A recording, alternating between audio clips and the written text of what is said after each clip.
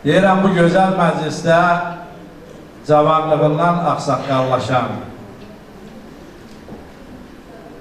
Azərbaycan Respublikası Ağsaqqallar Şurasının sədr müavini, gözəl şairimiz, şair qərifli, bizim hörmətli el oğlumuz Bayram Yusubova, Bayram müəllimə söz verirəm ki, Saadət Butanı o da təbrik eləsin. Əlbəttə sizin alqışlarınızla.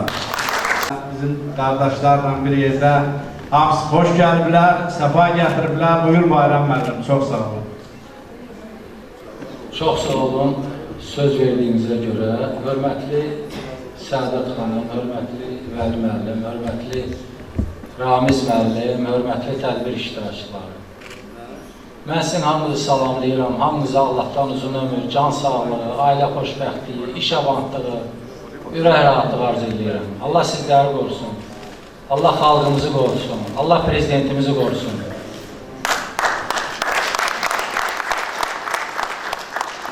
Saadət xanım demək olar ki, Borçalının baş keçidin ab-havasını bura gətirib, doğrudan da Vəli müəllim də yaxşı tədbir aparır, yəni yaxşı davam edir. Mən Saadət xanımı demək olar ki, hardasa 30 ilə yaxındır tanıyıram və tanıdığım andan da mənim ona xüsusi məhəbbətim yaranır. Bu, ana-bala məhəbbətidir, bacı-qardaş məhəbbətidir. Əsas odur ki, doğrudan da o sözün əsl mənasında Azərbaycan qadınına xas olan analıq xüsusiyyətinə malikdir. Və doğrudan da Azərbaycan xalqının adət-ənənələri, milli mənəvi dəyərləri, ailə dəyərləri Saadət xanım kimi insanların sayəsində qorunur və gələcək nəsillərə ötürülür. Və biz bugünkü gün Azərbaycan milləti olaraq fəxr eləməliyik ki, bizim Saadət xanımımız var. Saadət xanım, çox sağ olun ki, siz varsınız. Mən biraz çıxışım, nə deyim,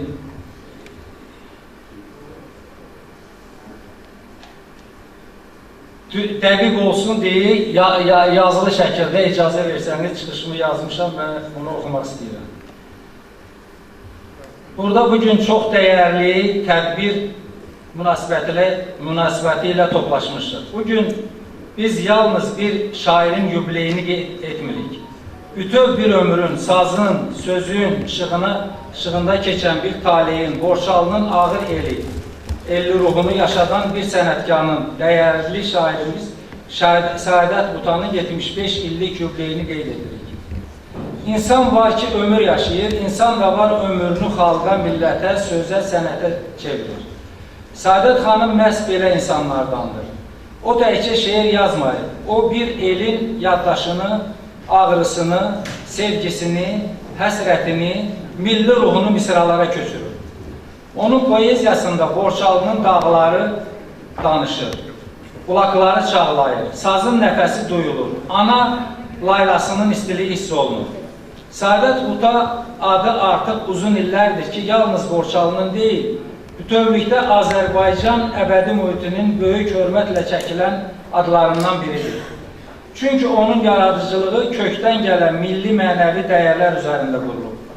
O dəyərlər ki, bizi millət kimi yaşadır, bizi bir-birimizə bağlayır, bizi tariximizə və gələcəyimizə bağlayır. Mən Saadət xanımı uzun illərdir tanıyıram.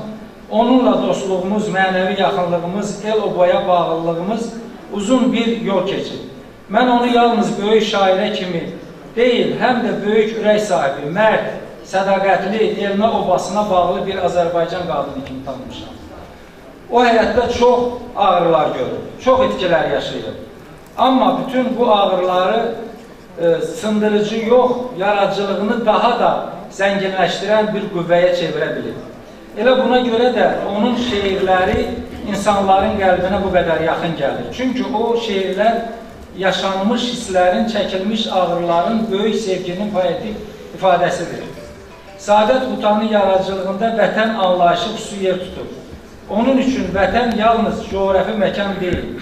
Vətən ana nəfəsi, ata ocağı, Borçalının yaylaqları, baş keçidin dağları, Azərbaycan türkünün mənəvi varlığıdır.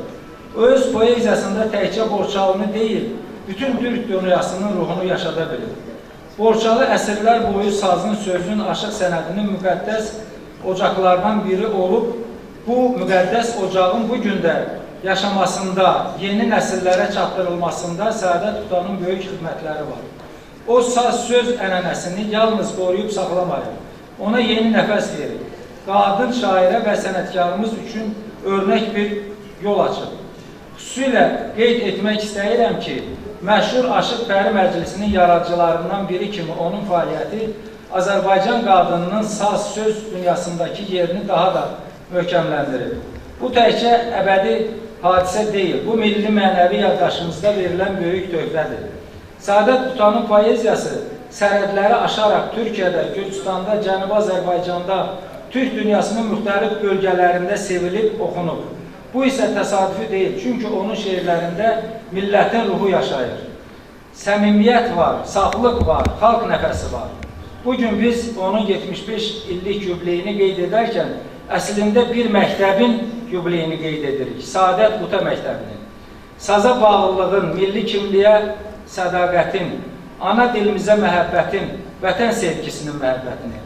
Əziz tədbir iştirakçıları, Səadət xanımın həyatı həm də Azərbaycan qadınının mənəvi gücünün nümunəsidir. O, anə kimi də, ziyalı kimi də, sənətkar kimi də böyük yol keçib. Həm ailəsini qoruyub, həm sənətini yaşadıb, həm də xalqın sevgisini qazanıb. Bugün onun qazandığı ən böyük mükafatı xalq sevgisidir. Çünki xalq sevgisi zamanın sınağından çıxan insanlara qismət olur. Mən inanıram ki, Səadət Tutanın yaradıcılığı bundan sonra da yaşayacaq, yeni nəsillərə örnək olacaq, sazlı sözlü Borçalının, Azərbaycanın və Türk dünyasının mənəvi xəzinəsində öz xüsusi yerini qoruyacaq. Bu əlamətlər yubiley münasibəti ilə hörmətli Səadət xanımı ürəkdən təbrik edirəm. Ona möhkəm can sağlığı, uzun ömür, ailə səadəti və yeni yaradıcılıq uğurları arzulayıram. Qoy onun ilham bulağı hər zaman bulaq kimi qaynasın. Qoy sazın sözün ışığı onun ömrünü daim nurlandırsın. Qoy Borçalının dağlarından gələn o müqəddəs səs daim yaşasın.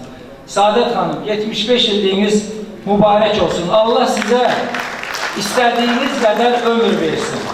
Allah sizi qorusun. Mən sizi çox istəyirəm.